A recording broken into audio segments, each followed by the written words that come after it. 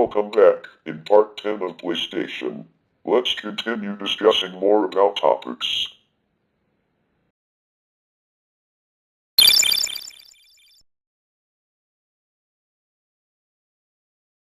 The PocketStation was a memory card peripheral by Sony Computer Entertainment for the original PlayStation. Categorized by Sony as a combination of a memory card and a miniature personal digital assistant. Released exclusively in Japan on January 23, 1999, it featured a monochrome LCD, a speaker, a real-time clock, and infrared communication capability. It could also be used as a standard PlayStation memory card by connecting it to a PlayStation memory card slot. It was extremely popular in Japan, and Sony originally had plans to release it in the United States, but the plan was ultimately scrapped due to various manufacturing and supply and demand problems. The PocketStation is a memory card peripheral by Sony Computer Entertainment for the PlayStation home video game console. It was released in Japan in 1999. The device acted not only as a memory card but was interactive itself via a small monochrome LCD and buttons on its case. Many PlayStation games included software that could be downloaded and played on the PocketStation. A release in Europe and North America was planned but was ultimately cancelled. The PocketStation shares similarities with Sega's VMU for the Dreamcast. The PocketStation was released exclusively in Japan on January 23, 1999. The original Japanese ship date for the PocketStation was set for December 23, 1998, but it was delayed a full month. Sony only shipped an initial 60,000 units of the peripheral when it was released. It was initially available in two case colors, white and clear. It proved extremely popular, selling out all over the region. Sony planned to release the PocketStation outside Japan, engaging in promotional activity in Europe and North America, but the release did not occur. SCEA cited an inability to meet Japanese demand as the reason for the PocketStation's absence. Despite this, a few games, such as Final Fantasy VIII and Saga Frontier 2, retained PocketStation functionality in their localized versions. On November 5, 2013, it was announced that the PocketStation would be revived as an application for the PlayStation Vita, allowing users to play PocketStation format mini-games for any classic PlayStation games that they own. Originally only available to PlayStation Plus members, it was later released to the general public. It remains an exclusive to the Japanese PlayStation Vita. Categorized by Sony as a combination of a memory card and a miniature personal digital assistant, the device features a monochrome liquid crystal display, LCD, infrared communication capability, a real-time clock, built-in flash memory, and sound capability. To use the device's memory card functionality, it must be connected to a PlayStation through a memory card slot. Technical specifications. CPU, ARM7P, 32-bit RISC chip variable clock, max 7.995 MHz. Memory, 2 KB SRAM, 128 KB flash RAM via the PlayStation memory card. Screen, 32 by 32 monochrome LCD. Sound, 1 miniature speaker, 10-bit PCM. Switches, 5 input buttons, 1 reset button. infrared communication, bidirectional, support SERTA, based on conventional remote control systems. LED indicator 1 red. Battery 1CR 2032 lithium battery. Other functions, calendar function, memory card and identification number. Dimensions 64 by 42 by 13.5 millimeters, height by width by depth. Weight, approximately 30 grams, including battery. And available colors, white, crystal/clear, black, Japanese Yu-Gi-Oh! Forbidden Memories Limited Edition, crystal/clear yellow, crystal/clear violet, crystal/clear pink, Tokimeki Memorial 2 Limited Edition, crystal/clear black, crystal/clear blue, light blue. Software for the PocketStation was typically distributed as extras for PlayStation games, included in the CD-ROM, enhancing the games with added features. Standalone software could also be downloaded through the PlayStation console onto a memory card, then transferred to the PocketStation for use. A built-in infrared data interface allows direct transfer of data such as game saves between PocketStation units, as well as multiplayer gaming. The PocketStation's most popular game was TaBNWNE, which sold over 1.5 million copies in Japan and is the first game to star Sony's mascot Toro. The PocketStation was discontinued in July 2002 after having shipped nearly 5 million units. Compatible PlayStation games: All Japan Pro Wrestling, Ape Escape, Arc the Land Free, Armored Core, Master of Arena, Battle Hut Story, The Pirates, Lock You Walk Out You Can Seekin, Brightest, Burger 2, Chaos Break, Chocobo Stallion, Crash Bandicoot 3, Warped, Dance Dance Revolution 3rd Mix, Dance Dance Revolution 4th Mix, Dance Dance Revolution 5th Mix, Devil Summoner, Soul Hackers, Digimon Tamers, Pocket Coolman, Jockey Demo Hamster 2, Doko Demo Isyo, Final Fantasy 8, Fire Pro G, Fish Hunter, Fun Pinview, Gallop Racer 3, Grandia, Harvest Moon, Back to Nature, Hello Kitty, White Present, Hot Shots Golf 2, IQ Final, Jade Cocoon, Story of the TaBNWNE, JoJo's Bizarre Adventure, Kero King, Kaneko no Isho, Kuro-chan's Twin Club, The Legend of Dragoon, Legend of Mana, LMA Manager, Love Dina 2, Lunatic Dawn 3, Metal Art Parts Collection, Metal Gear Solid Integral, Mr. Prospector, The Misadventures of Tron Von, Monster Complete World, Monster Race, Monster Farm 2,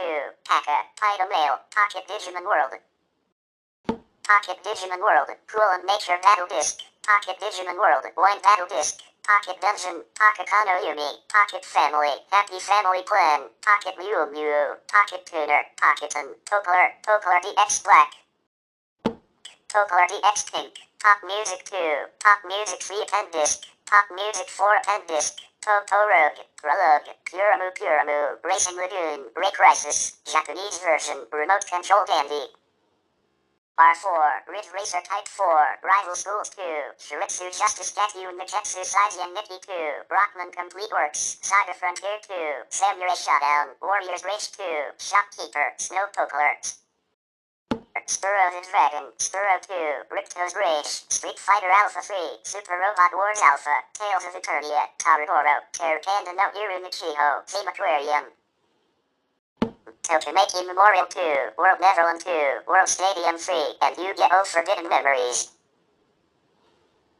Released in 2000, an optional 5-inch LCD screen, SCPH-131, was released for the PS1, a redesigned version of the original PlayStation, featuring built-in speakers and a headphone jack, as well as featuring an AV input jack. It was later included as a pack-in bundle with a PS1 called the Combo Pack in 2002.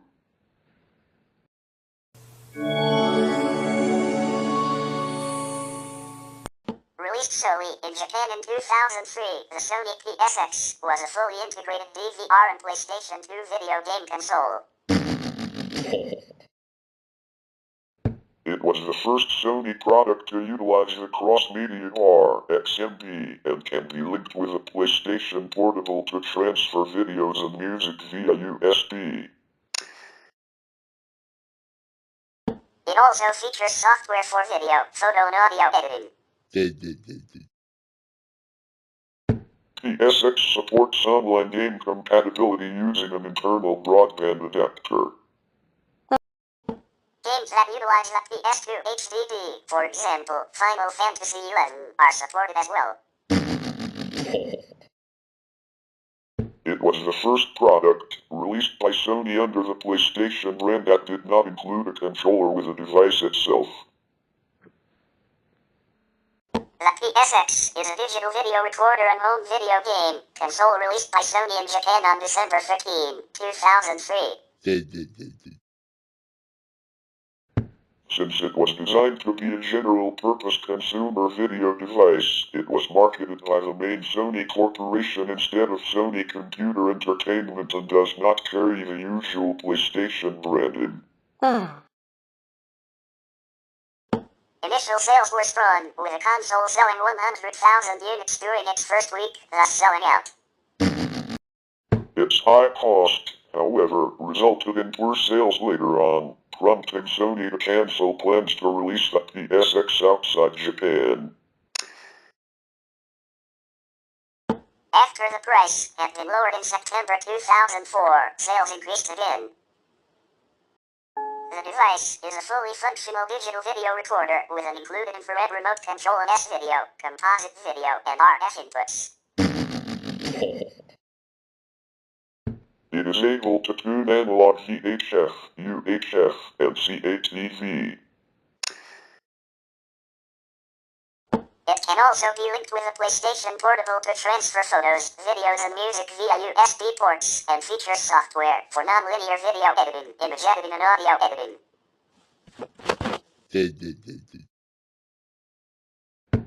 DVD plus R support was to be introduced in a future update. It was the first device to use Sony's cross-media RXMB graphical user interface, which was later used on the PlayStation Portable, PlayStation 3, some Blu-ray disc players, and 2008-era Bravia TVs.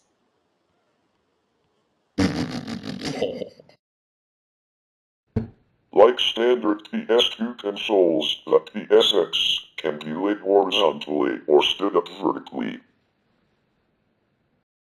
The PSX fully supports both PlayStation and PlayStation 2 software by its slot-loading DVD drive, as the onboard EE plus GS chip is a unification of the PS2's emotion engine and graphics synthesizer chips.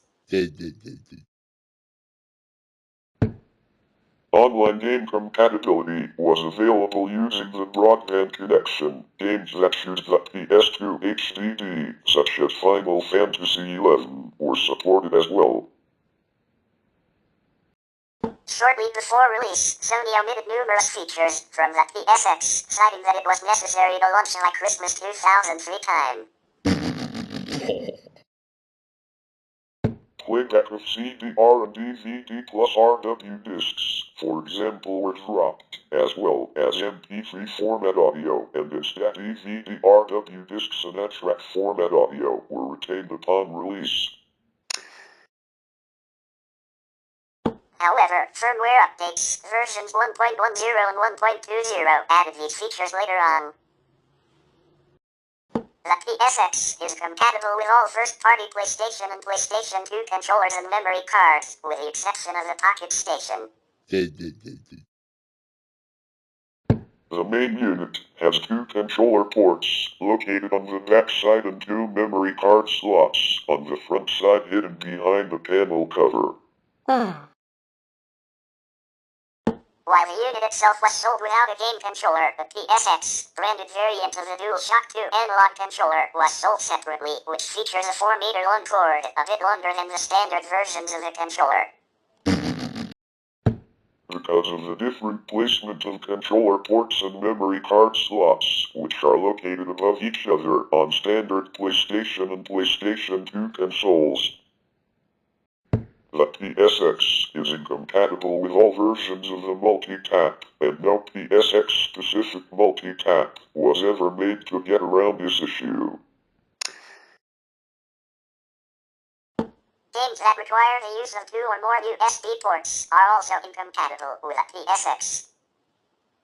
The PSX was released in 8 retail configurations during its lifespan, the 5000 series with an embossed logo on top and gray stripe at the back. Shipped with 160GB hard disk drives, while the 7000 series with a colored logo on top and black stripe at the back contained 250GB drives. Software updates were made available by disk and download. The 7500/7700 models added a ghost reduction tuner. The inclusion of BSMU HF/VHF connectors varied by model. Starting with firmware version 2.10, users could export videos to a memory stick. The exported files are compatible for playback on the PSP. This feature is unavailable on earlier models due to the later firmware versions never being released for them. Contrary to popular belief, no variant of this console supports PSP games or is compatible with UMD discs.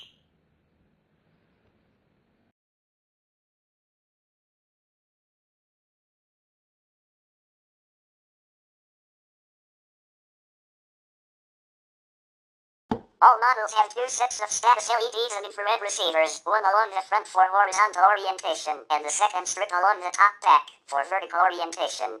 The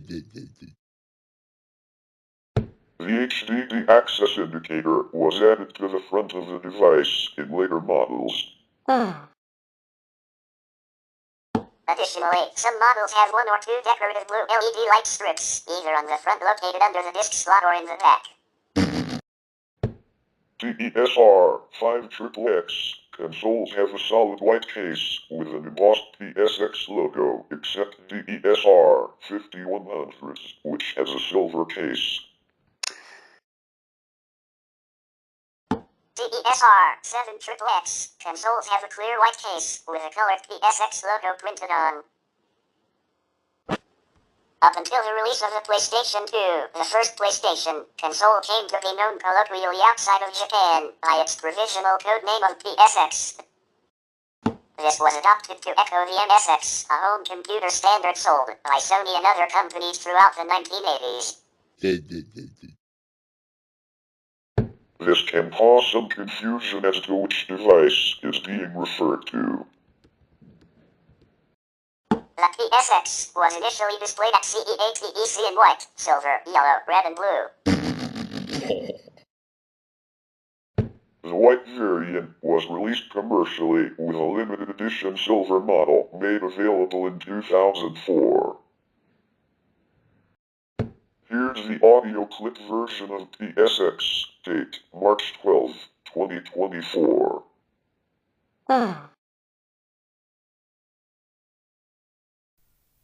PSX, Digital Video Recorder. From Wikipedia, the free online encyclopedia, at en.wikipedia.org. This article is about the device with the name PSX. For the device whose code name is PSX, see PlayStation Console.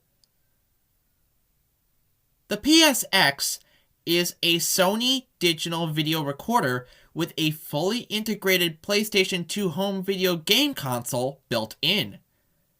It was released in Japan on December 13, 2003. Since it was designed to be a general-purpose consumer video device, it was marketed by the main Sony Corporation instead of Sony Computer Entertainment and does not carry the usual PlayStation branding. Initial sales were strong, with the console selling 100,000 units during its first week, thus selling out. Its high cost, however, resulted in poor sales later on, prompting Sony to cancel plans to release the PSX outside Japan. After the price has been lowered in September 2004, sales increased again. Section 1. Features. The device is a fully functional digital video recorder with an included infrared remote control and S-video, composite video, and RF inputs. It is able to tune analog VHF and CATV. It can also be linked with a PlayStation Portable to transfer photos, videos, and music via USB ports, and features software for nonlinear video editing, image editing, and audio editing. DVD+R support was to be introduced in a future update.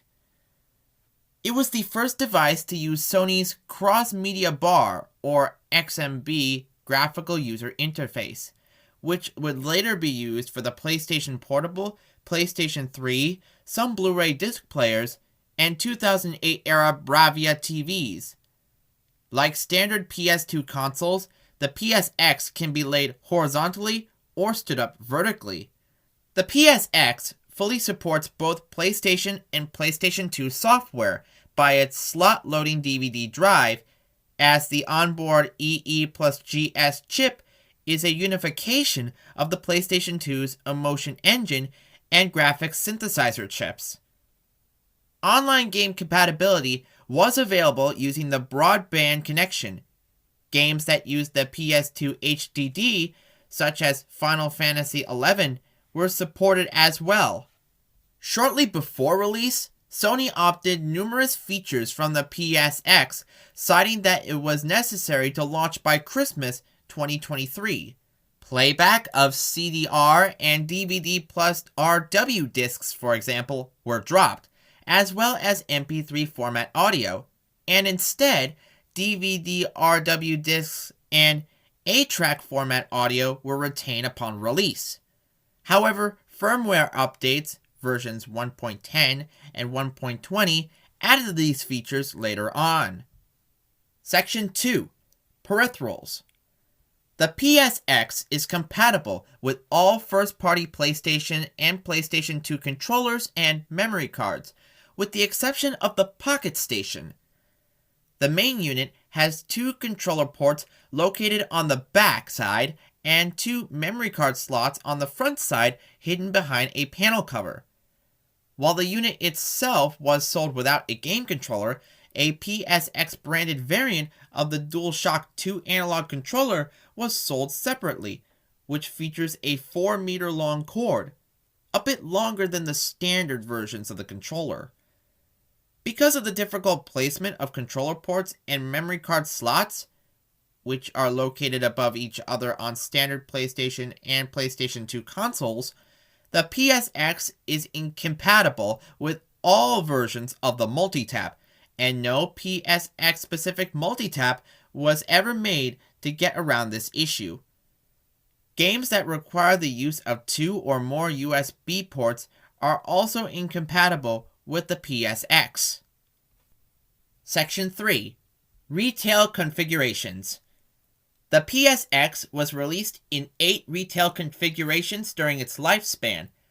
The 5000 series, with an embossed logo on top and gray stripe at the back, shipped with 160GB hard disk drives, while the 7000 series, with a colored logo on top and black stripe at the back, contained 250GB drives. Software updates were made available by disk and download. The 7500 and the 7700 models added a ghost reduction tuner. The inclusion of BS and UHF-VHF connectors varied by model. Starting with firmware version 2.10, users could export videos to a memory stick. The exported files are compatible for playback on the PSP. This feature is unavailable on earlier models due to the later firmware versions never being released for them. Contrary to popular belief, no variant of this console supported PSP games or is compatible with UMD discs. All models have two sets of status LEDs and infrared receivers, one along the front for horizontal orientation and the second strip along the top back for vertical orientation. The disc rack indicator is only on the front of the device in later models. Additionally, some models have one or two decorative blue LED light strips, either on the front located under the disc slot or in the back. DESR5XXX consoles have a solid white case with an embossed PSX logo, except for DESR5100S, which has a silver case. DESR7XXX consoles have a clear white case with a colored PES logo printed on. Section 4. Etymology.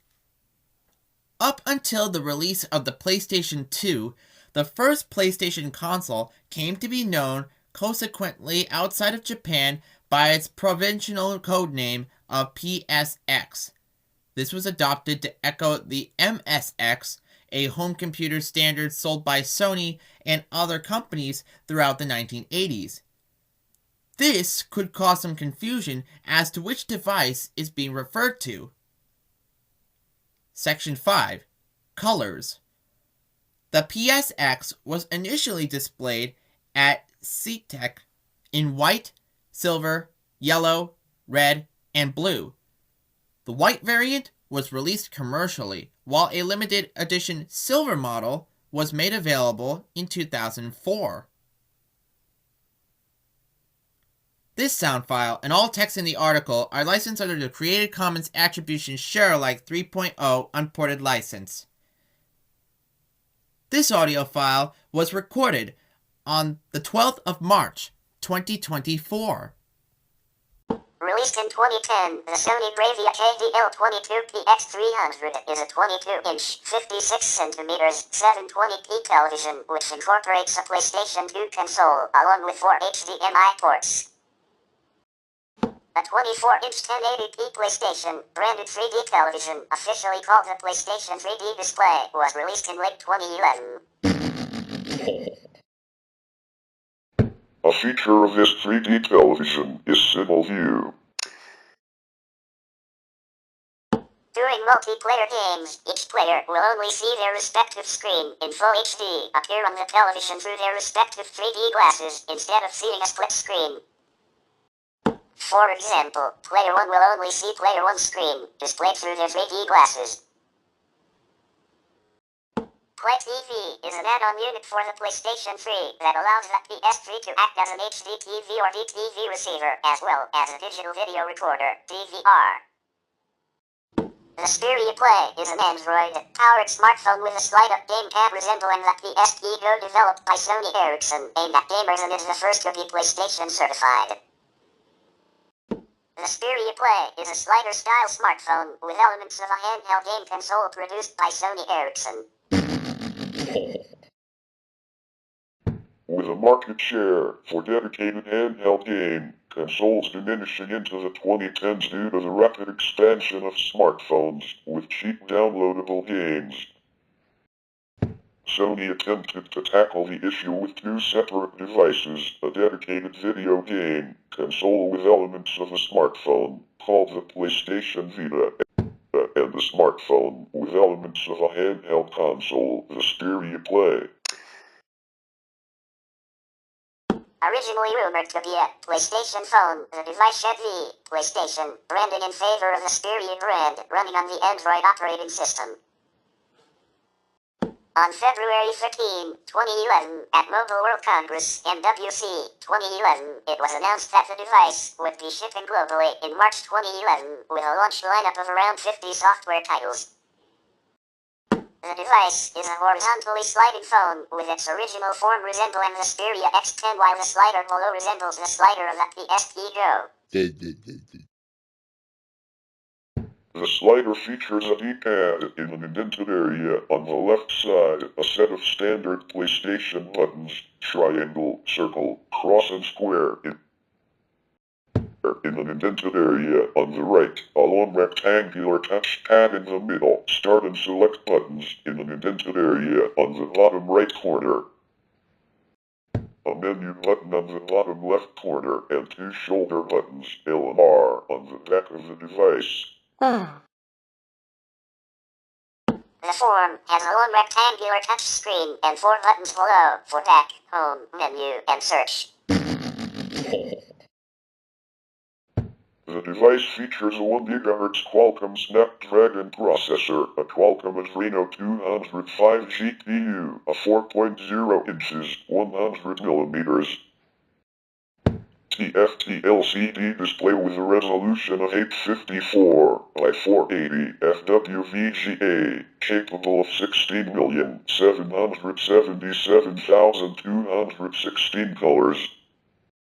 A 5.1 megapixel camera, 512 megabytes RAM, 400 megabytes internal storage and a micro USB connector. It supports micro SD cards, in contrast to the PSP consoles, which use memory stick variants, and the PlayStation Vita, which uses a custom, proprietary flash storage medium. The device runs on the Android 2.3 operating system, with early prototypes running Android 2.2 Froyo. The device is compatible with Android software, downloaded from the Google Play Store, with some games featuring optimization for use with the device's additional gaming controls, including the video game streaming service on Live. The device was set to feature games graphically within the range of similar portable devices and can launch these games via an application known as PlayStation Suite, or just simply Xperia Play. It changes the interface of the device from that of a phone to the cross-media bar, slightly resembling that of the PlayStation Portable. A dedicated section in Google Play specifically for games, for the system allowing users to download games on the go is also added. Titles shown off internally on the device include PSP games, such as God of War and Little Big Planet, as well as older PlayStation games. There were also plans for future games incorporating augmented reality similar to Invisibles. The prices of the games were expected to be under $10, considerably lower than the PlayStation Portable's price range of less than $40 per game. PlayStation Mobile was a platform for creating games that were cross-platform with a PS Vita and PlayStation-certified Android devices such as the Xperia Play. The service shut down in 2015, preventing re-downloads of previously purchased games. The PlayStation mobile application features a sign-in screen that attempts to log into the PlayStation network using the standard off.np.x.playstation.net, as on the Vita and PS3. Reports of a PlayStation smartphone have existed as early as 2006, when Sony Computer Entertainment filed a patent for a PlayStation phone. Rumors of such a device resurfaced again in 2007 when a Sony Ericsson executive announced that they were developing a device for gaming and plans to use the cross-media bar in its devices. In June 2007, head of Sony Computer Entertainment Europe, David Reeves, denied the existence of such a device, saying that he had no knowledge of such a device being developed. During the 2007 Games Convention, Peter Onegard, an executive at Sony Ericsson, further fueled rumors of a PlayStation phone. When asked about the device, he said that it's obviously something that we're looking at, but right now I can't really comment. In the early 2008, the official Sony magazine reported that a new PSP-style phone is currently in development. In early 2009, it was reported that plans for a PlayStation phone has been cancelled as Sony were unwilling to license the PlayStation brand to Sony Ericsson unless Sony would produce the handset independently. This subsequently prompted a fallout between Sony and Sony Ericsson. In May 2009, rumors of such a device arose once again when then head of Sony Ericsson, Hideki Komiyama, told the Financial Times in an interview that as part of his recovery plan for Sony Ericsson, he would like to combine the PlayStation brand with their phones similar to how they had created the Walkman and Cybershot lines of mobile phones. In June 2009, the Nikkei reported that Sony Ericsson were developing a cell phone named Ear Hybrid as a competitor to Apple's iPhone, combining the functionality of a mobile phone and a handheld gaming device. In early 2010, the Wall Street Journal reported that Sony was getting ready to release a smartphone able to download and play video games. The first solid details about the phone came via Engadget in August 2010, reporting many leaked details about the device, including that it runs Android. It is a sliding phone with a button configuration similar to the PSP Go, with some technical specifications. Pictures of the device were leaked to the internet when Engadget released pictures of a prototype running Android 2.2, a PSP Go-like form factor with a touchpad and micro SD card support. Several sites, however, have questioned the legitimacy of the images of the device in question, though Engadget rebuked these and shown their proven track record of leaked devices, which include the iPad, 2010 MacBook Air, and the Nexus One. More images of the device were released by Engadget on October 29, 2010, showing the device running Android 2.2 Froyo and showing its model as Zeus. It adds that there are several of these devices in internal testing stages, with at least one device running Android 2.3 Gingerbread. A video showing the device in the wild in Greece was leaked on December 1, 2010. It showed the device running Android 2.3 and reported that the device's final name would be the Sony Ericsson Z1, though this has not been confirmed by multiple sources. 2 days later, more videos were leaked. They were far clearer, showing the device clearly with a PlayStation icon on the phone, which displays a cross-media bar-themed interface when selected. On January 5, 2011, Engadget published more photos of what seems to be the final design for the device as it pairs both the PlayStation and Stereo brands, which weren't on the prototypes. The day after, several other, clearer photos and videos of the device was leaked, revealing what seems to be its final design, specs, and its benchmark score of 59.1 frames per second. On January 10, 2011, a video showing the device playing PlayStation games was released. Though it is unclear whether the games were being played through official software or an emulator of PlayStation. On January 12, 2011, a Chinese website released pictures of what looked like the device disassembled with the parts spread out and the casing removed. On February 6, 2011, Sony Ericsson created an event for the Stereo Play on their Facebook page. In late January or early February, a shortened version of an advert made for airing during the Super Bowl was leaked on several websites. On February 6, 2011, the device was officially announced with a broadcast of the version of this ad. On February 15, 2011, more details were released by Sony Ericsson. The phone was initially announced as having a March 2011 release time frame. However, the final release date slipped into April 1, 2011, when the device was released in the UK, Ireland, and Spain. On April 28, 2011, it was launched in Canada exclusively to Rogers. The US launch was officially scheduled for spring 2011, and while a time frame of mid-April was initially given, the device's launch was pushed back to May 26. In Indonesia, the device was launched on XL Axiata Network on July 29, 2011.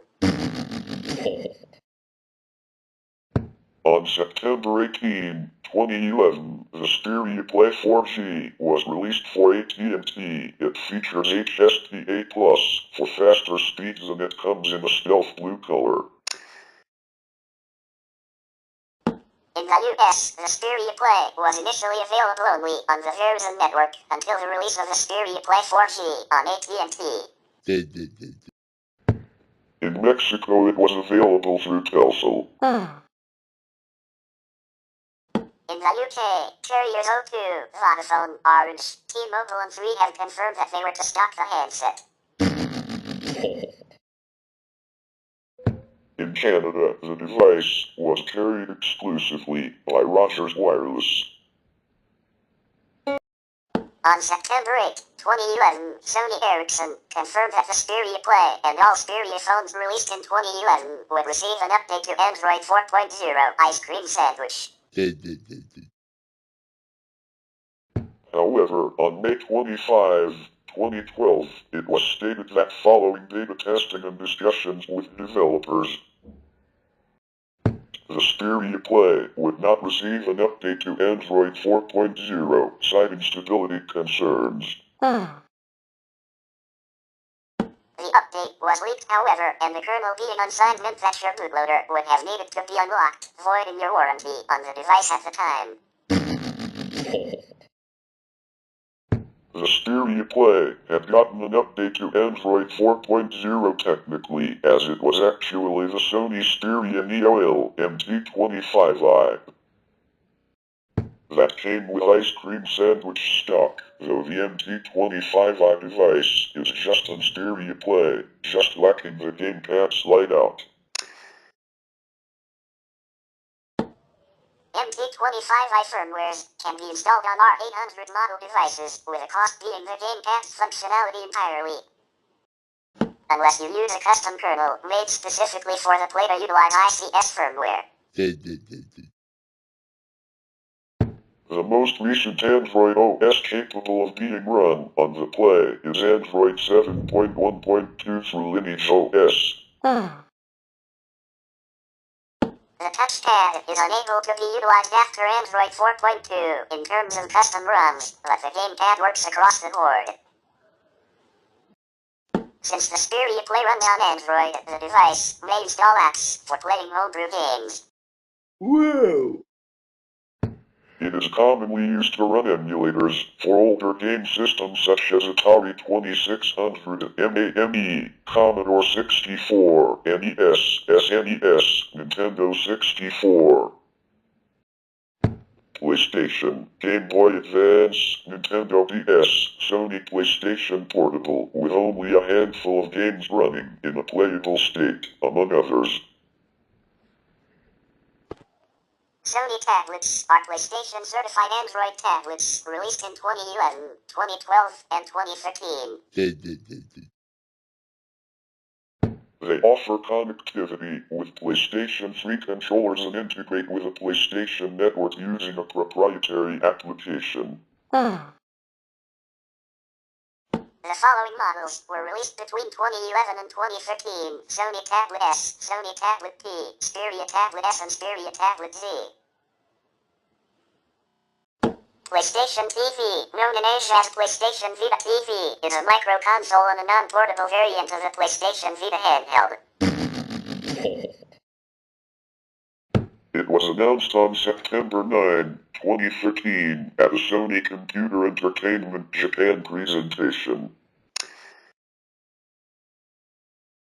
Instead of featuring a display screen, the console connects to a television via HDMI. Users can play using a 6-axis or DualShock 3 controller, although due to the difference in features between the controller and the handheld, certain games are not compatible with PS-TV, such as those that are dependent on the system's touchscreen, rear touchpad, microphone, or camera. The device is said to be compatible with over 100 Vita games, as well as various digital PlayStation Portable, PlayStation and PC Engine titles. The system supports remote play compatibility with a PlayStation 4, allowing players to stream games from the PS4 to a separate TV connected to PS-TV, and also allows users to stream content from video services such as Hulu and Nico, as well as access the PlayStation Store. The system was released in Japan on November 14, 2015, in North America on October 14, 2014, and in Europe and Australasia on November 14, 2014. The PlayStation TV, abbreviated to PS-TV, known in Japan and other parts of Asia as the PlayStation Vita TV or PS Vita TV, is a micro-console by Sony in the PlayStation hardware family, which includes the home console variant of the handheld game, console PlayStation Vita. It was released in Japan on November 14, 2013, and Europe and Australia on November 14, 2014. Controlled with either the 6-axis, DualShock 3, or DualShock 4 controllers, the PS-TV is capable of playing many PlayStation Vita games and applications, either through physical cartridges or downloaded through the PlayStation Store.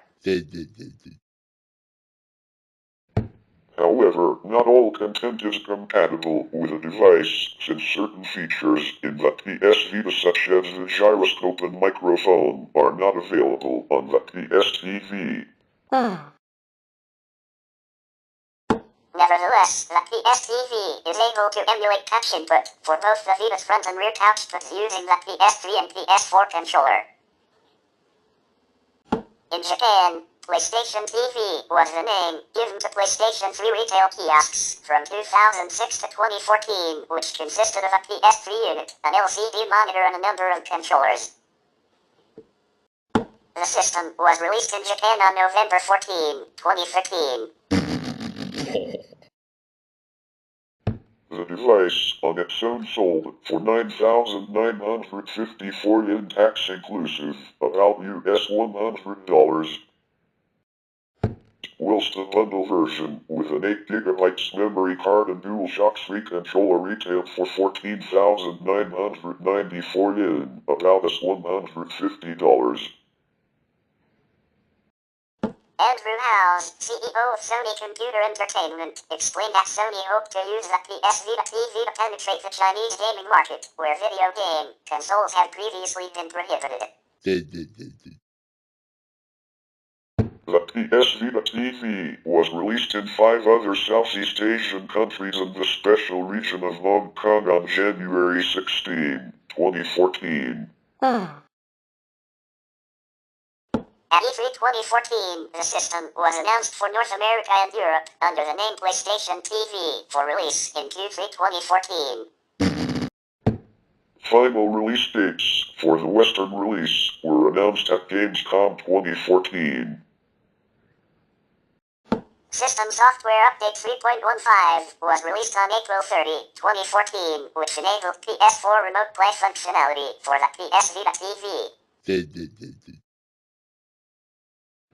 In October 2014, the system was updated so that it could be used with PlayStation Network accounts originating from outside the original launch territories of Japan and Asia following the release of system software firmware version 3.30 update, which also renamed the PS Vita TV system to PS TV within the system menus. Open beta trials for PlayStation Now functionality on the PS TV began on October 14, 2014 in North America, the same day that PS TV was released there.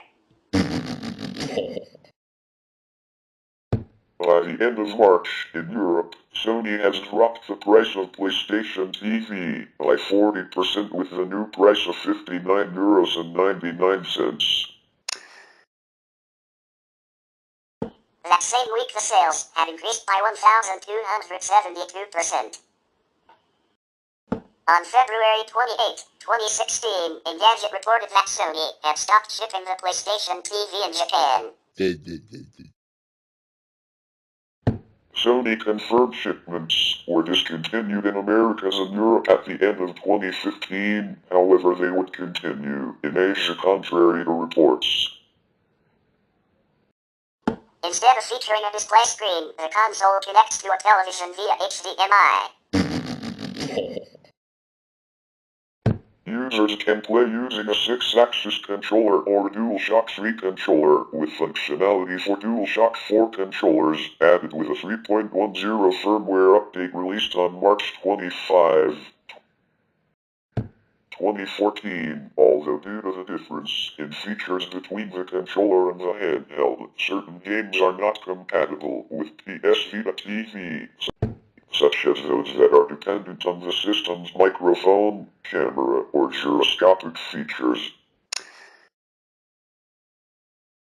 The device is said to be compatible with over 100 PS Vita games, as well as various digital PlayStation Portable and PlayStation titles, along with a selection of PlayStation 3 titles streamed from the PlayStation Now service.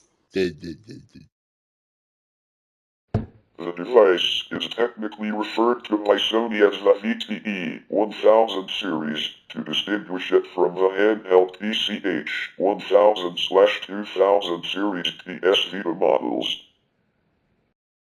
According to Muneki Shimada, Sony director of the second division of software development, the original PCH-1000 series PlayStation Vita already includes an upscaler that supports up to 1080i resolution.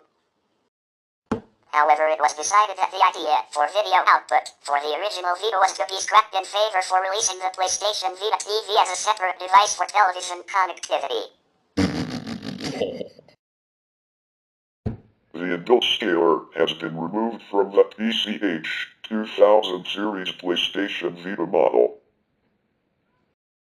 The system supports remote play compatibility with a PlayStation 4, allowing players to stream games from the PlayStation 4 to a separate TV connected to PS Vita TV, and also allows users to stream content from video services such as Hulu and Nico, as well as access the PlayStation Store.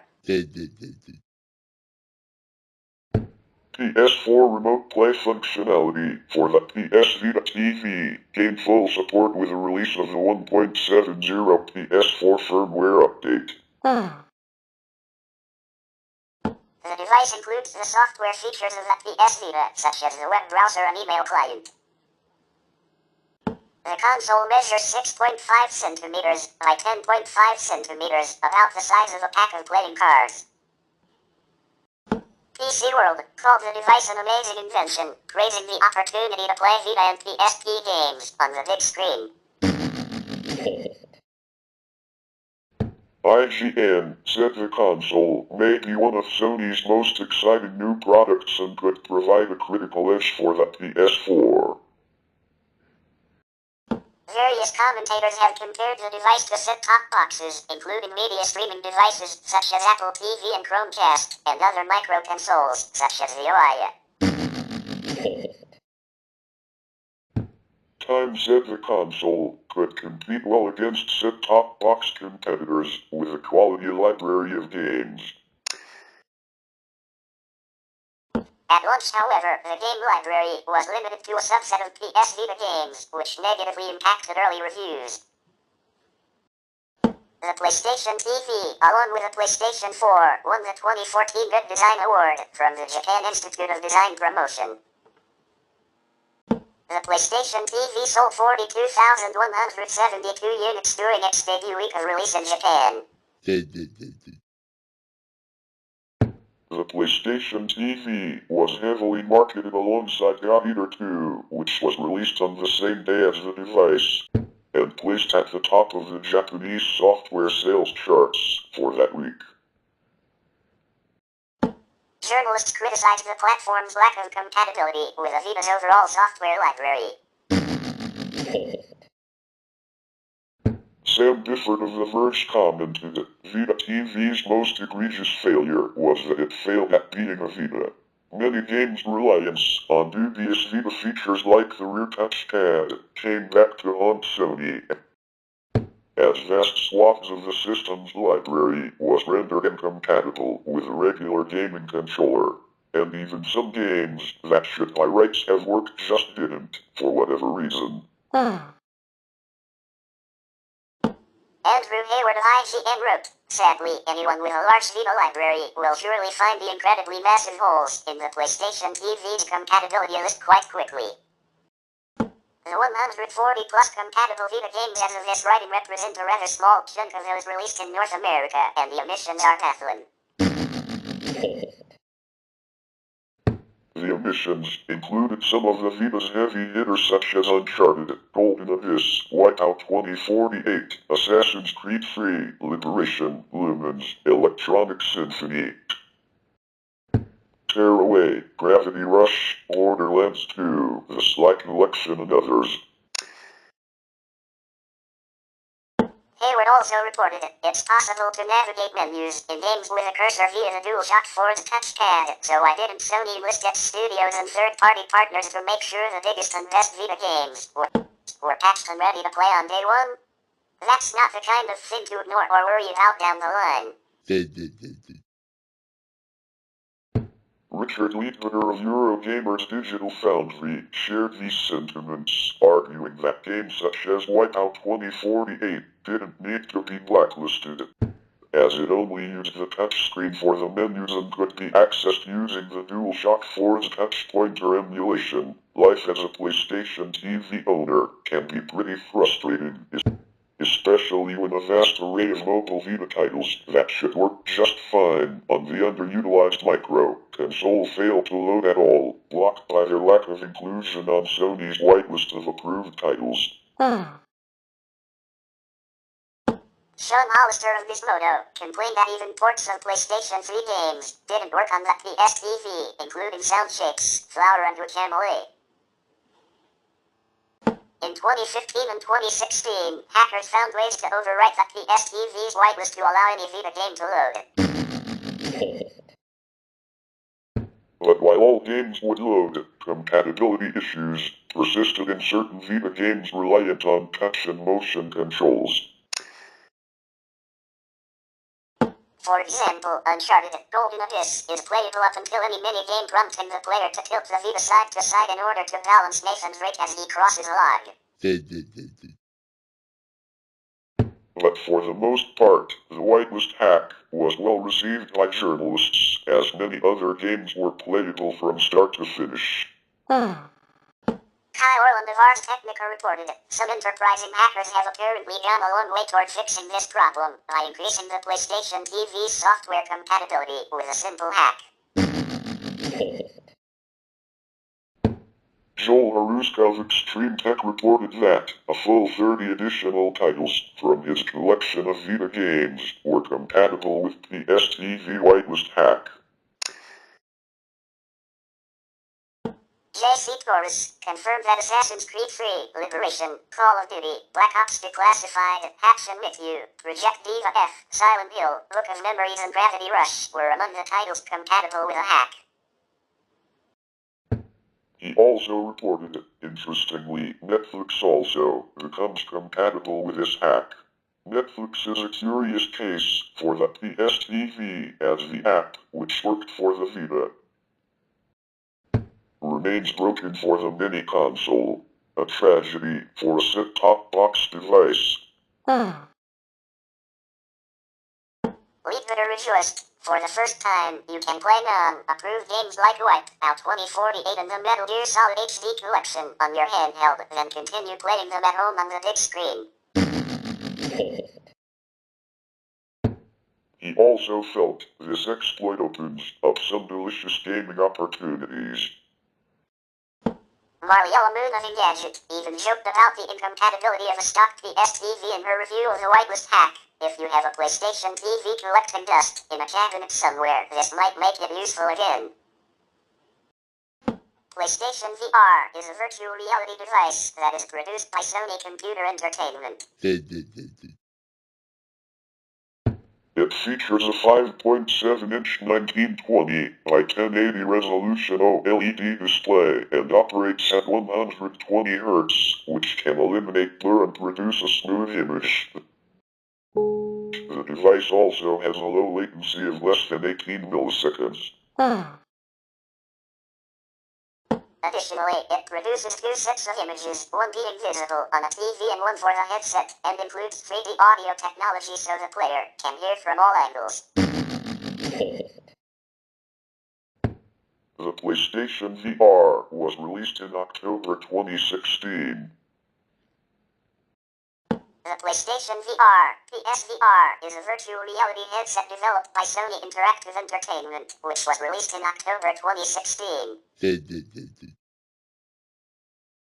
The headset works with the company's PlayStation 4 video game console and is forward compatible with PlayStation 5. Sony released its successor, PlayStation VR 2, in 2023, having sold at least 5 million PlayStation VR units worldwide. The PlayStation VR has a 5.7-inch OLED panel with a display resolution of 1080p. The headset also has a processor box, which enables the social screen video output to the television as well as process the 3D audio effect, and uses a 3.5mm headphone jack. The headset also has 9 positional LEDs on its surface for the PlayStation camera to track 360-degree head movement.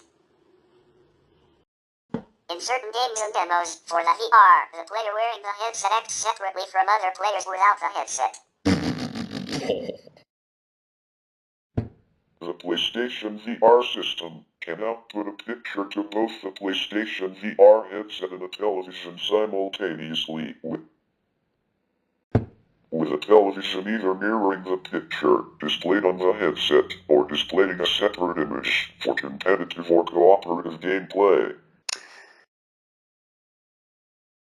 PlayStation VR works with either the standard DualShock 4 controller, PlayStation Move controllers, or the PlayStation VR Aim controller. Sony's interest in head-mounted display technology dates back to the 1990s. Its first commercial unit, the Glasstron, was released in 1997. One application of this technology was in the game MechWarrior 2, which permitted users of the Glasstron or Virtual Eye/Ose eyeglasses to adopt a visual perspective from inside the cockpit of the craft, using their own eyes as visual and seeing the battlefield through their craft's own cockpit. The PlayStation VR was codenamed Project Morpheus during development. In early 2014, Sony Interactive Entertainment research and development engineer Anton Mikhailov said his team had been working on Project Morpheus for more than 3 years. According to Mikhailov, the PlayStation 3 Move peripheral, itself revealed in June 2009, was designed with unspecified, future head-mounted technology in mind. We spec'd it and built it to be a VR controller, even though VR wasn't a commodity. As engineers, we just said it was the right thing to do. At the time, we didn't have a consumer-grade project that we could work on, but it was definitely designed with that vision in mind. Shuhei Yoshida, the president of Sony's worldwide studios, also said the project started as grassroots activity among engineers and programmers, which came into focus in 2010 once the Move controller had been released. Sony also went on record to say it is mandatory for all games to have no less than 60 frames per second at all times. Project Morpheus was first announced at the 2014 Game Developers Conference. SIE Worldwide Studios president Shuhei Yoshida introduced the device on March 18, 2014, and stated Project Morpheus was the next innovation from PlayStation that will shape the future of games. On September 15, 2015, it was announced that Project Morpheus would be officially named PlayStation VR. Later in 2015, Sony acquired SoftKinetic, a tech startup whose focus includes visual depth sensing gesture recognition for an undisclosed amount. On October 13, 2016, Sony released the PlayStation VR with a price of $399 in the US, €399 in Europe, £349 in the UK, and 44,980 yen in Japan. On April 16, 2019, Mark Cerny confirmed that the PlayStation VR would be compatible with the PlayStation 5. This is in addition to new PlayStation VR hardware to be designed for the PlayStation 5 that Sony plans to release after 2021. This was announced as the PlayStation VR 2 at the 2022 Consumer Electronics Show. The prototype, revealed at GDC 15, included an OLED 1920 by 1080 pixel display, providing 960 by 1080 pixels resolution per eye with an RGB sub-pixel matrix, and is capable of displaying content at 120 FPS. It features an FOV of 100 degrees, 60 OF head tracking, stereoscopic 3D, and unwarped output to a TV, either for others to view what the headset wearer sees, or a separate display to compete against the headset user using a standard PS4 controller. In September 2015, it was revealed the headset would have 3 rendering modes for developers to choose from: native 90Hz, native 120Hz, and a mode where gameplay running at 60Hz would be displayed at 120Hz using a motion interpolation technique called asynchronous reprojection. The interpolation would be achieved with little system resources and a small latency of under 18 milliseconds. The technique would also be utilized in the native 120Hz mode to ensure consistent frame rate. According to a Sony representative, the company expects the interpolated 120Hz mode to be a popular choice for games. PlayStation VR games can send different perspectives to the headset and television. Shuhei Yoshida, president of SIE Worldwide Studios, explained in regards to a demo by Japan studio Monster Escape, in which 4 players playing off the TV must evade a monster controlled by a player using the headset, that this ability allowed VR to become an asymmetric social experience. Similarly citing the existing game Keep Talking and Nobody Explodes as another example of a VR-compatible game that emphasizes interaction. The installation requires several cables.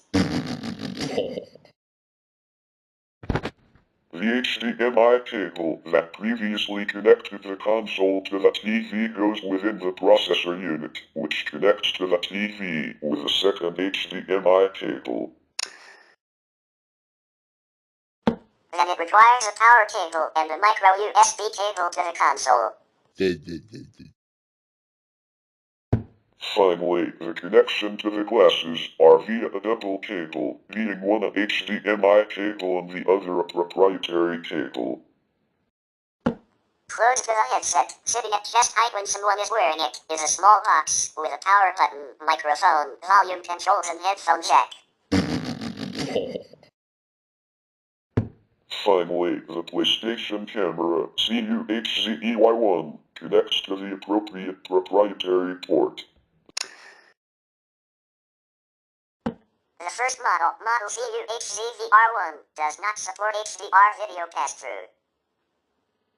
On November 10, 2017, Sony released the CUHZVR2 model of the PlayStation VR, which included minor changes, like a slimmer, more streamlined connection cable with different connectors from the CUHZVR1 model, and integrated stereo headphones.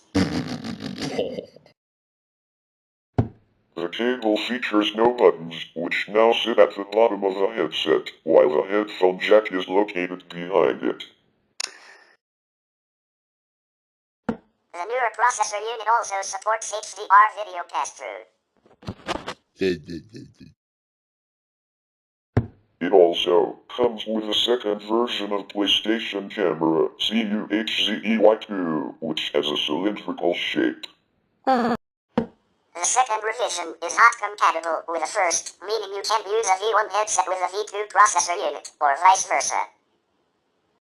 The aim controller is an optional, abstractly shaped light gun-like peripheral that was bundled with Farpoint and also sold separately for US $59.99. Whoa! It is also compatible with a limited selection of VR shooter games, and mimics the feel of a gun more closely than a traditional gamepad. It has all the functions of a DualShock controller, and, unlike the PS3 Air Sharpshooter accessory, does not require a PlayStation Move controller to be slotted in. It was praised by IGN as a must-have for VR shooter fans on PlayStation. On the front handle, closer to the user, it features the standard DualShock action buttons, triangle, circle, cross, square, positioned around a clickable analog stick. On the back of the front handle there is a trigger, and on the top of the gun there is a PlayStation button, an extra button and two small R1 buttons, one on either side. The back handle, away from the user, features on the front a directional pad, another clickable analog stick, and the share and options buttons, with two extra buttons on the back, L1 and L2.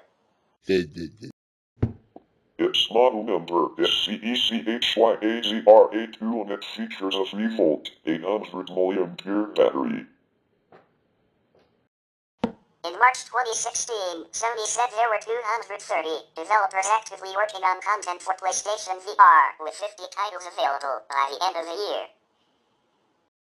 Existing non-VR games can be played within PlayStation VR via cinematic mode, which renders the content on a simulated projection screen in a 3D space.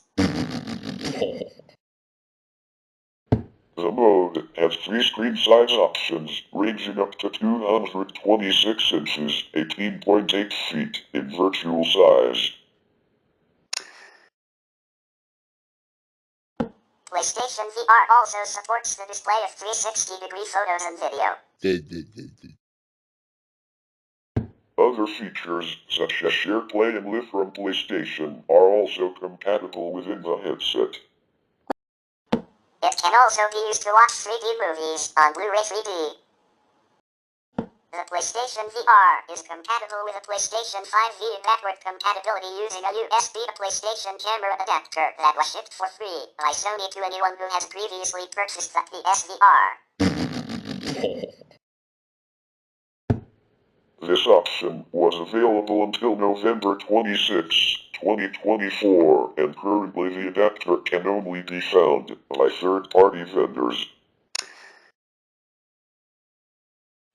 There are currently no PlayStation 5 games announced that support it. If a PSVR supported game also has a PlayStation 5 version available, the PlayStation 4 version has to be installed instead via backward compatibility to be able to play in virtual reality. The PlayStation 5 HD camera is not compatible with PlayStation VR, thus the PlayStation camera from PlayStation 4 needs to be used. Both the regular PlayStation Move Motion Controller and the VR Aim Controller are supported in PlayStation 5. Some games, for instance Astrobot Rescue Mission, require a DualShock 4 to be used as a controller instead of the PS5 standard DualSense controller, due to the usage of its light bar. Prior to release, Sony predicted that interest in the headset would build steadily over time through word of mouth. PlayStation VR was first demonstrated on The Tonight Show starring Jimmy Fallon and as a playable concept during E3 2014. The device was also featured at Sony's PlayStation Experience Expo in Las Vegas in December 2014. Sony announced new information regarding Project Morpheus at the 2015 Game Developers Conference, in line with the official schedule, posted on their website and released updated specifications. In an interview with Nikkei Japan in March 2016, Sony indicated the possibility of enabling use of the PlayStation VR in connection with a PC. This would allow the device to work with platforms extending further than the PlayStation 4. Our biggest challenge will be to get people demoing VR, because there's no way to sell VR until you've tried it. You can watch over the shoulder, you can read articles, but and I mean this genuinely, everybody that I know who has tried PlayStation VR has taken off their headset with a smile and said wow. So you've got to try it. That's the challenge. Michael Ephraim, SIE Australia. Reviews from most publications were positive. Critics praised the PSVR's physical design, ease of use, and availability. Compared to other headsets that require high-end computers, the PlayStation VR only required a PS4. Most criticism was aimed at the system's performance, noting that PS4 offers less compute power than the high-end PCs required to run PC VR games, even though it offers near the PC quality performance. As of February 19, 2017, PlayStation VR had sold over 915,000 units. Andrew Howes, the president and global CEO of Sony Interactive Entertainment, SIE, the company behind the PlayStation VR, stated that the sales of the VR were far beyond expectations. On June 5, 2017, the number of PlayStation VR units sold had passed 1 million. Sony announced that the PlayStation VR had sold over 2 million units and 12.2 million games on December 3, 2017. Sony announced that PlayStation VR had sold through more than 3 million units and 21.9 million games worldwide as of August 16, 2018. With the PlayStation VR sold-through number increasing to 4.2 million as of March 3, 2019. As of December 31, 2019, PlayStation VR has sold through 5 million units.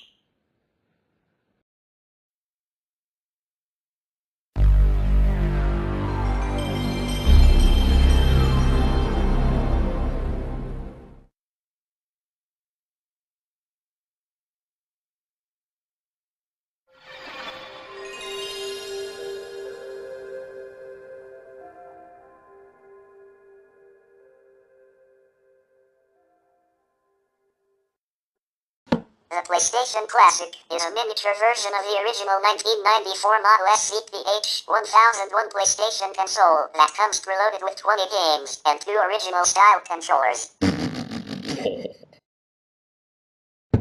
It was launched on the 24th anniversary of the original console on December 3, 2018. The PlayStation Classic is a dedicated video game console by Sony Interactive Entertainment that emulates games originally released on its 1994 PlayStation console. It was announced in September 2018 at the Tokyo Game Show and released on December 3, 2018, the 24th anniversary of the release of the original. The console has been compared to competitor Nintendo's prior releases of the NES Classic Edition and Super NES Classic Edition mini-consoles. The console received generally negative reviews from critics, with criticism for its weak game library, inclusion of the original PlayStation controller instead of later upgraded revisions, use of PAL versions for certain games, and high price tag, though the console's design did attract praise. The PlayStation Classic ships with two replica PlayStation controllers, the original model without the analog sticks and vibration, an HDMI cable, and a USB micro at a standard USB cable. An AC adapter for the console is sold separately. The console weighs about 170 grams, 0.37 pounds, and is about 149 millimeters by 33 millimeters by 105 millimeters. 5.9 inches by 1.3 inches by 4.1 inches in size, approximately 80% smaller in volume than the original PlayStation and 45% smaller in width and length.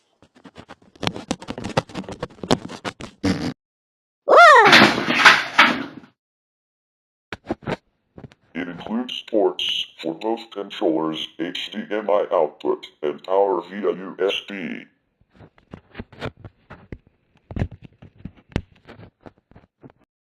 The controller's cords measure approximately 1.5 meters, 4.9 feet long. The controllers use a USB interface. The console has two USB ports in the front for the two controllers that are included. It cannot use PlayStation memory cards. Internally, the console uses a MediaTek MT8167A Quad A35 system on a chip with 4 central processing cores, clocked at 1.5 GHz and a Power RGE8300 graphics processing unit. It includes 16 GB of eMMC flash storage and 1 GB of DDR3 memory. The Classic uses the rearmed branch of the free and open source emulator PCSX to play its games instead of Sony's proprietary emulator. It exists a retro receiver, 8-bit though, for PS1 and PS2 for purchase, to connect with a modern gamepad. The PlayStation Classic comes preloaded with 20 games, running off the open source emulator, PCSX rearmed. 5 games were revealed when the console was announced, and the full roster was revealed a month later. 8 games vary between regions. The device does not interface with a PlayStation network, and games will not be added post-launch. Each game can be suspended in a safe state by pressing the console's reset button. 9 games use the PAL release, favored in most European countries, regardless of the console's release platform, which means they run at a slower frame rate of 50 Hz as opposed to the NTSC standard of 60 Hz, favored in North America, parts of Japan, as well as some other Asian countries, and may respond slower than players from NTSC regions would expect. The North American version of the dedicated console received an M for mature rating from the SRB due to the inclusion of Grand Theft Auto, Metal Gear Solid and Resident Evil, Director's Cut. Likewise, the European version received an 18 rating from the PEGI Group. European package also displays German USK16.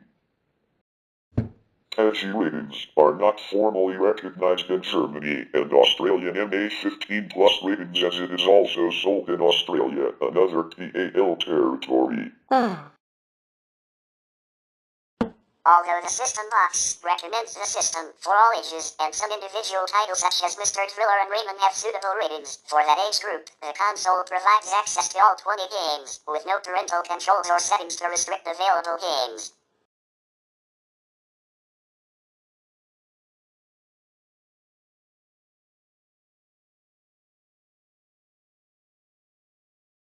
The PlayStation Classic received generally negative reviews from critics overall, with criticism being directed at the game lineup, lack of popular titles, the use of PAL versions for certain titles, the use of the original controller, which lacked analog sticks and vibration, and a $100 price tag, although its design received praise. Most reviewers criticized the exclusion of many popular PlayStation titles, such as Wipeout, Crash Bandicoot, Spyro the Dragon, Tony Hawk's Pro Skater, Tomb Raider, Parappa the Rapper, Klonoa, Door to Phantom, Gran Turismo, Castlevania, Symphony of the Night, The Legend of Dragoon, Legacy of Kain, Soul Reaver, Medieval, and Silent Hill. Tristan Ojula of IGN criticized the console's lack of popular titles, the basic user interface, and pointing out that almost half of the games included in the PlayStation Classics library are the PAL versions, which cause consistency problems in NTSC regions. Sam Loveridge of Games Radar Plus praised the look of the console, but criticized the selection of games, the weak presentation of the games due to the black bars on the side of the screen and the short length of the controller cables. The lower frame rates during gameplay, poor emulation quality, and the user interface were also criticized. John Lindman of Eurogamer's Digital Foundry also gave it a similarly negative review, noting the console's subpar emulation, poor image quality, lack of enhancements, and use of PAL game releases on North American units, though he did praise the user interface. Chris Carter of Destructoid shares a similar opinion, citing that the emulation on the classic console is at times worse than the original, but praised the instant state recovery and the size of the internal storage. Joe Jude of Game Informer lamented on the lack of analog sticks on the controller, along with a lacking selection of titles in the bare bones menu, which makes the system a good fit only for an extremely specific audience.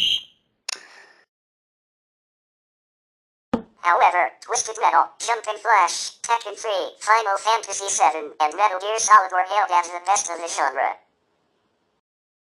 In response to the console's perceived weak game selection, many users have modified the console to play ROMs via external storage, essentially turning the console into a dedicated emulator, similar to software such as RetroPie.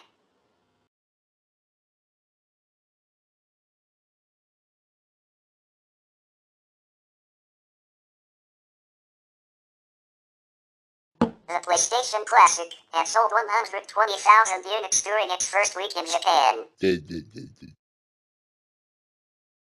Its sales were noticeably low in the US within the first 4 weeks over Christmas, with many retailers and websites, such as Amazon, giving discounts for the console as low as US $60 in several major US retailers.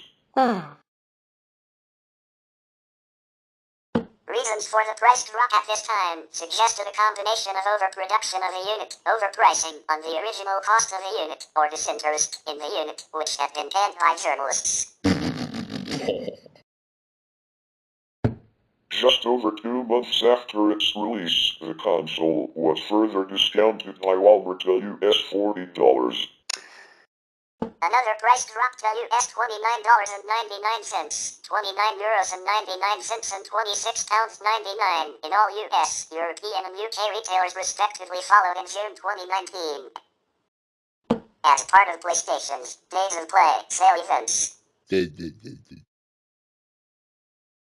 In July 2019, Best Buy and Amazon began selling the console as low as US $20. We will continue with PlayStation in Part 11, so stay... Wait. And stop. There's actually one more article left in this section, and it's not listed on the main article list of the PlayStation page. Really? What is it? It's the sequel to the PlayStation VR, the PlayStation VR 2. Oh, right. We almost forgot to include that section in this video. Good catch. Anyway, let's continue with one more article before we wrap things up. The PlayStation VR 2, PSVR 2, is a virtual reality headset for the PlayStation 5 and PC, developed by Sony Interactive Entertainment and released on February 22, 2023. Development of PSVR 2 took about 6 years and was developed simultaneously alongside the PlayStation 5, with a goal to craft the perfect match of a console and a virtual reality device with PC connection in mind.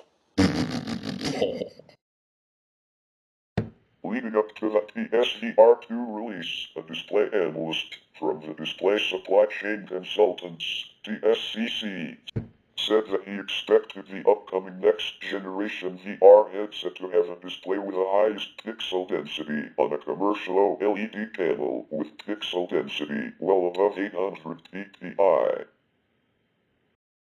At the 2022 Consumer Electronics Show, Sony announced the PlayStation VR 2 for the PlayStation 5. A release date of February 22, 2023, and the retail price of $549.99 was announced on November 2, 2022, at the official PlayStation blog. On February 22, 2024, Sony announced that PC support will be coming to PlayStation VR 2 in August 2024.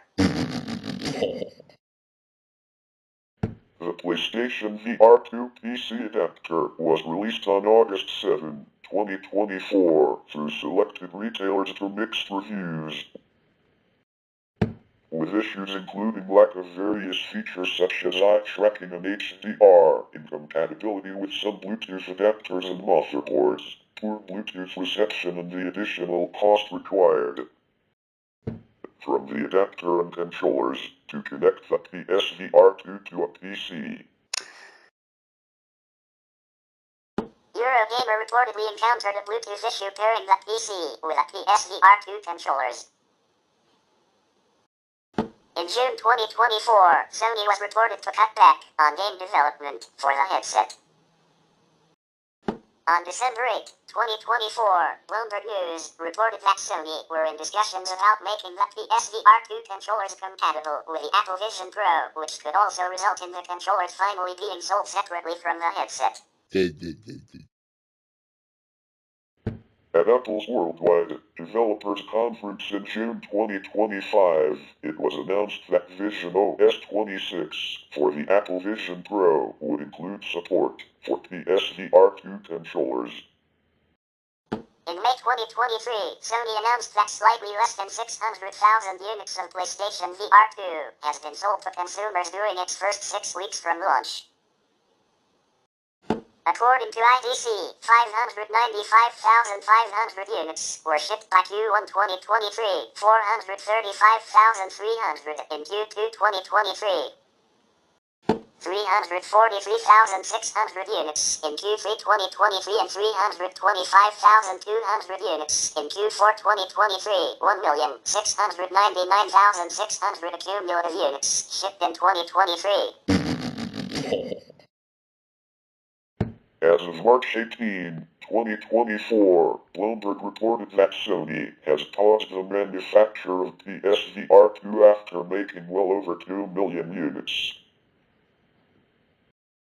The headset connects to the PlayStation 5 console through a single USB-C cable that negotiates 12-volt via power delivery and simultaneous USB 3 data and video via DisplayPort Alt mode, which enables a simple plug-and-play design.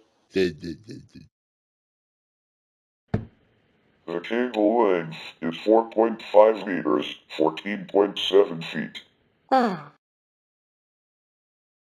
Sony stated that while they are still researching the technical possibility of a wireless connection, due to concerns about its impact on performance, they chose to go with a cable solution. Compared to the first generation PSVR, the headset overall weight has been reduced, while the headband underwent many design improvements to increase its comfort. The FOV was also increased to approximately 110 degrees. The headset has a built-in microphone and a stereo 3.5mm headphone jack. Using the PS5 Tempest 3D audio tech, the headset supports 3D audio through headphones, allowing the in-game audio to dynamically adapt to the user position and head movements. Additionally, the headset has a cooling system that incorporates a duct and a small fan to cool the onboard IC chip. In addition to cooling the IC chip, this airflow also provides ventilation to help minimize the lenses fogging up while the player is wearing the headset. The play area for PSVR2 can be customized using the cameras and the Sense controller. There are 3 different VR play styles, depending on the game content and compatibility: sitting, standing, or room scale, the last one allowing more movement while playing. The PSVR2 has dual LED panels with a 4K display resolution and 90Hz/120Hz refresh rate. Each display has a resolution of 2000 by 2040 pixels and also supports HDR. Similar to the original PSVR, the new PSVR2 also features a social screen, which allows others to see what the player is experiencing in a 2D format on a TV screen. Cinematic mode is also supported, which is used to view all non-VR game and media contents on a virtual cinema screen at 1920 by 1080 at 120Hz HDR.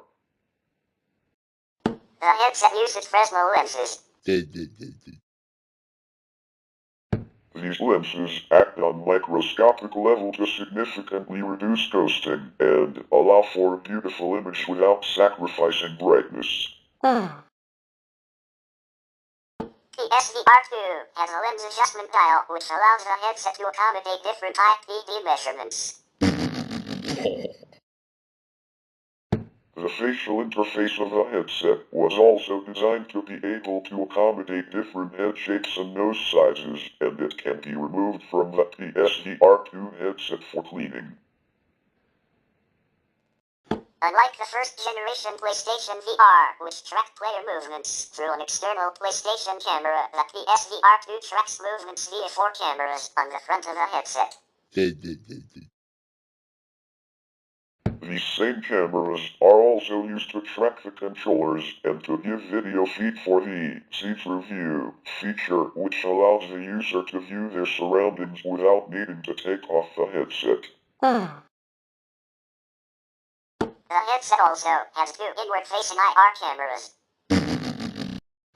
These are used for eye tracking to enable games to utilize foveated rendering, a performance optimization technique where the render resolution of the game is reduced in areas where the player is not looking.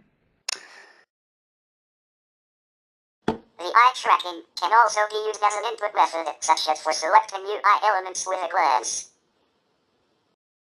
PSVR2 also features headset feedback through a built-in motor, which provides subtle haptic effects for added immersion, such as feeling the character's heartbeat or feeling the rush of objects passing close to the head.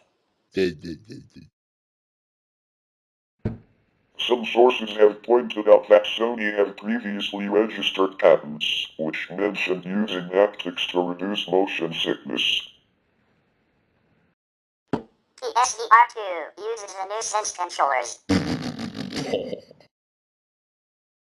The controller was designed with a focus on balancing the center of gravity and reducing weight, while also maintaining comfort and incorporating new features. The controller is shaped like an or hollowed-out sphere, which is used to ideally place a ring of 14 IR LEDs that is used for tracking its position and orientation. The controller has several features, including key features from the DualSense controller, like its haptic feedback and adaptive triggers technology. Another new feature is the finger touch detection, which can detect the approximate location of the fingers, enabling the user to make more natural gestures during gameplay. This is achieved by using 5 capacitive finger touch sensors on each controller, 4 sensors for each button, and 1 sensor for the analog stick. To detect the placements of the thumb, index, and the middle finger. In 2024, Sony announced that the VR headset will support controller-free hand tracking, just like with a Meta Quest. A demo for the hand tracking feature was shown off at the SIG Graph annual conference in Asia. A player wore the headset and squirted water with their index fingers at random colored blobs. 2 titles for PlayStation VR2 now support controller-free hand tracking, which are also The Wizard by Alden Dynamics and Masters of Light from Coven SAS. In 2025 Worldwide Developers Conference, Apple confirmed the Sense controllers is supported with Apple's Vision Pro mixed reality headset.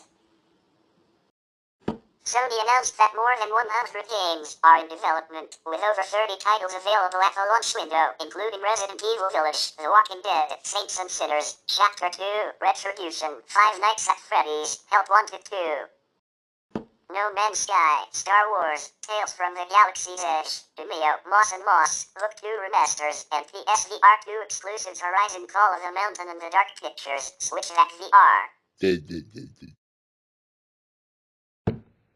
Gran Turismo 7 and Beat Saber have also been updated to work with PSVR2.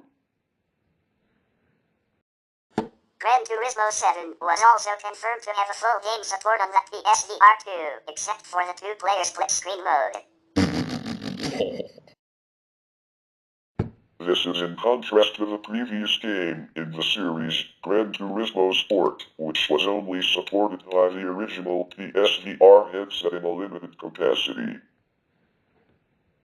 PSVR2 is not compatible with the previous generation PSVR games. Sony said that due to the differences in both the controller tracking hardware and the image rendering principle, porting games from the previous hardware would not be easy. When connected to a PC with a PSVR2 PC adapter, PSVR2 users can gain access to thousands of VR games on Steam. Pre-release reviews were mostly positive, lauding the many improvements over its predecessor and its advanced technology. The lack of backward compatibility and the price of the headset received mixed reaction. Various game developers praised the capabilities of the headset, particularly in combination with a PlayStation 5. The new Sense controllers received acclaim from CNET, while Eurogamer singled out the HDR OLED screen for its brightness and contrast, stating that it now feels more comparable to a proper high-end OLED TV. Whoa! Some reviewers criticized the inconvenience of the wired connection. While the launch library was described as solid by CNN, The Telegraph had some concerns about future first-party software plans beyond the current offering. On Metacritic, out of 51 professional critic reviews, 14 were in the extremely positive category, 33 in the positive category, 4 in the mixed category, and 0 in the negative category. After launch, reviews of the peripheral turned negative, with professional critics criticizing the lack of first-party games, as well as other issues, to sustain the launch momentum. In July 2023, Dave Nicolum from Tom's Guide Rookie had big-time buyer's remorse after using the PSVR2 for several months. In March 2024, Isaiah Richard from Tech Times claimed that the Sony is seeing unsold PSVR2 units piling up amidst upcoming games.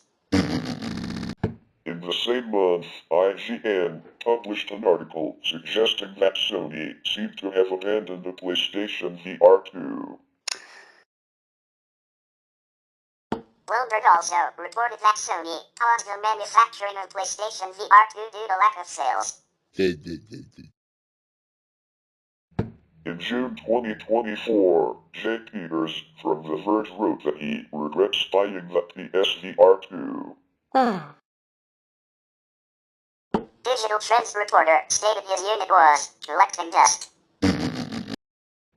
Android Central also claims that Sony has made deep cuts to funding for VR games, citing Sony's lack of care to PSVR2. In January 2025, former PlayStation executive Shuhei Yoshida apologized for being wrong about the PSVR2, suggesting he believes the headset's market reception failed to meet his expectations. We will continue more about PlayStation in Part 11 for real this time, so stay tuned, folks.